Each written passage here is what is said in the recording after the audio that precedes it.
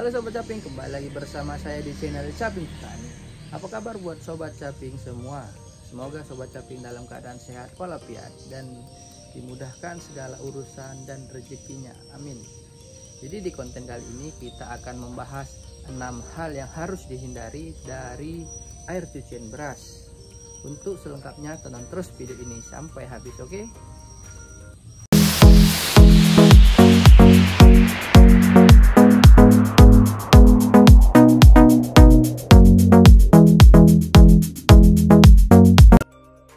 Nah Sobat Caping, air cucian beras pasti sudah sering kita dengar dan sangat erat hubungannya dalam dunia pertanian. Air cucian beras seringkali kita gunakan sebagai media utama pembuatan pupuk organik cair yang sangat bermanfaat pada tanaman kita.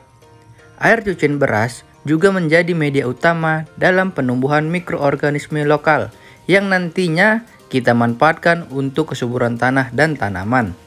Hal ini dikarenakan air cucian beras yang memiliki kandungan yang sangat banyak dan bermanfaat seperti karbohidrat, protein, asam amino, asam lemak, vitamin B1, dan berbagai mineral seperti fosfor dan mangan.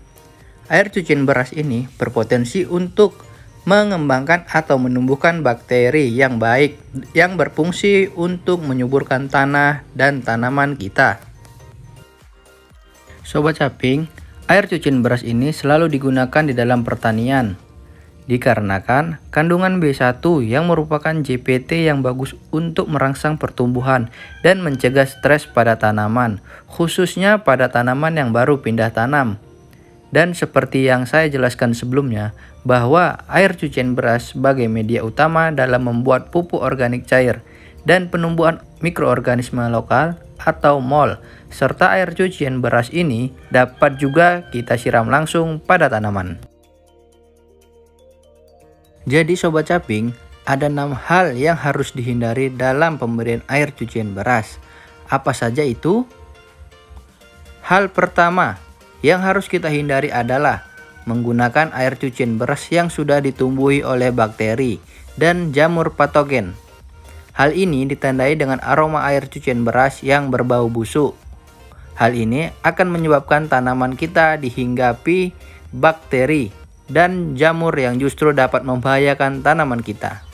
Maka sebaiknya kita selalu menggunakan air cucian beras yang masih baru untuk kita aplikasikan maupun untuk menjadi media POC atau MOL. Hal kedua yang harus kita hindari adalah menyiramkan air cucian beras pada tanaman setiap hari. Hal ini menyebabkan tanaman kita mengalami gangguan karena terlalu banyak menerima bahan-bahan organik dari air cucian beras yang menyebabkan efek jenuh dan berdampak tidak baik pada tanaman kita. Hal ketiga yang harus kita hindari adalah menyiram tanaman menggunakan air cucian beras dalam kondisi tanah yang lembab atau siap hujan. Jika kita tetap menyiram tanaman dengan menggunakan air cucian beras pada saat lembab, maka itu dapat berakibat fatal, seperti serangan jamur atau busuk akar pada tanaman kita, dan akhirnya tanaman kita bisa mati.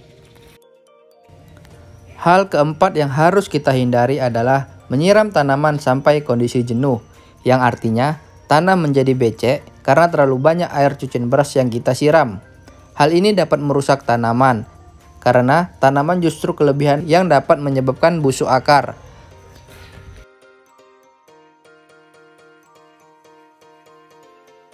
Hal kelima yang harus kita hindari yaitu menggunakan air cucian beras dari beras yang sudah terpapar bahan kimia, seperti beras yang menggunakan bahan pengawet dan zat pemutih. Hal ini juga bisa pada penggunaan pestisida kimia pada saat sebelum panen, karena akan meninggalkan residu pada beras sehingga merusak kemampuan beras untuk menumbuhkan mikroorganisme baik dalam tanah maupun tanaman.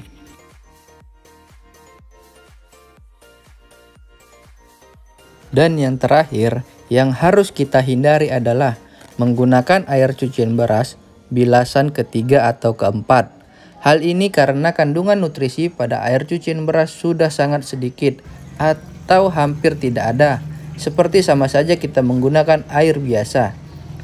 memang tidak membahayakan tanaman, namun kandungannya yang sedikit tidak memberikan dampak yang maksimal.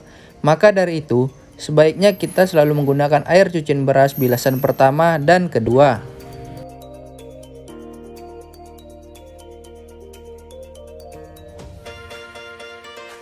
Dan untuk air cucian beras yang ketiga atau yang keempat bisa kita buang saja karena sudah lebih jernih dan kandungan nutrisi pada air cucian ini sudah sedikit.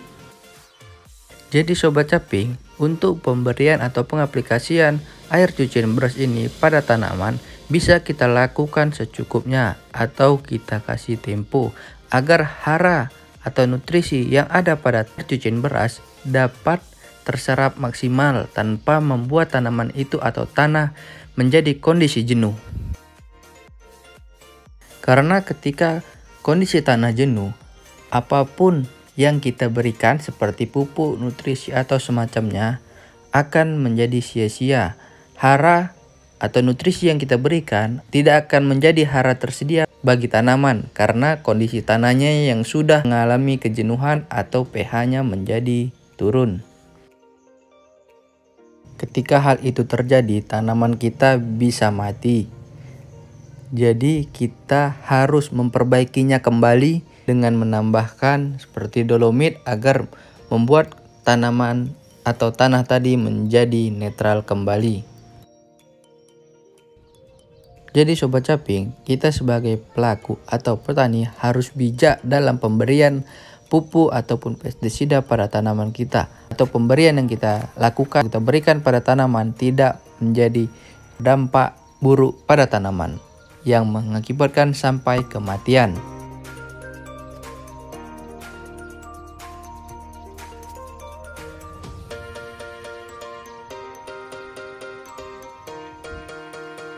Nah Sobat Caping, 6 hal yang harus kita hindari dalam pemberian air cucian beras baiknya kita pahami dan kita terapkan untuk menjaga kesuburan tanah dan tanaman kita agar kita memperoleh hasil yang maksimal. Semoga penjelasan tersebut dapat bermanfaat bagi kita semua. Saya akhiri konten ini dan sampai jumpa di konten-konten menarik selanjutnya. Dukung terus channel ini agar berkembang dengan cara subscribe, like, komen, dan share sebanyak-banyaknya. Terima kasih. Salam Tani.